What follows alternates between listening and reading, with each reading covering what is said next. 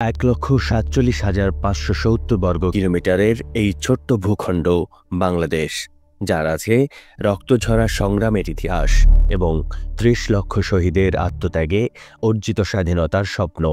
যদিও স্বাধীনতার ৫৪ বছর পরেও নিজেদের প্রতিরক্ষা সক্ষমতা পুরোপুরি আধুনিক করতে না পারার একটি বড় আক্ষেপ ছিল, তবে এখন সময় এসেছে পরিবর্তনের। দেশে যেন এক নতুন সমীকরণ তৈরি হয়েছে প্রতিরক্ষা খাতে।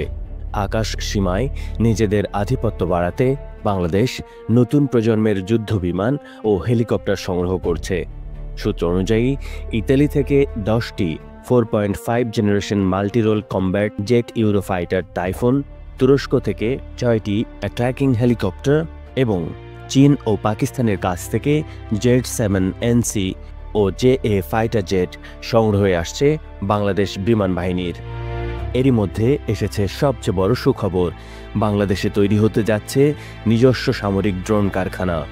চীনের প্রযুক্তিগত সহায়তায় এই প্ল্যান্ট নির্মাণ কাজ চলতি বছরের ডিসেম্বরের মধ্যেই সম্পন্ন হওয়ার কথা রয়েছে। চীনের সাথে প্রযুক্তি হস্তান্তর চুক্তির মাধ্যমে বাংলাদেশ বিমান বাহিনী স্থানীয়ভাবে unmanned aerial vehicle UAV drone উৎপাদন কারখানা স্থাপন করছে, অর্থাৎ নিজস্ব প্রযুক্তিতে সামরিক ড্রোন উৎপাদনের পর্যায়ে প্রবেশ করছে বাংলাদেশ। এছাড়াও চীনের পক্ষ থেকে এসেছে এয়ারক্রাফট ওভারহোলিং সেন্টার স্থাপনের প্রস্তাব। পাশাপাশি বাংলাদেশ একটি ডিফেন্স ইকোনমিক জোন তৈরির দিকেও অগ্রসর হচ্ছে।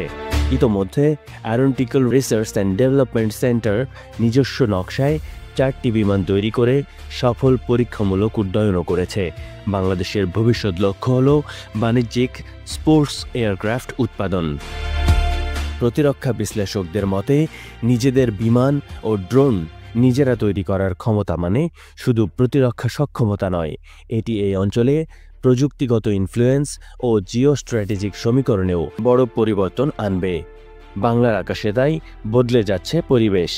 এবার হিসাব নিকাশ বদলানোর পালা। Desk report, chief TV.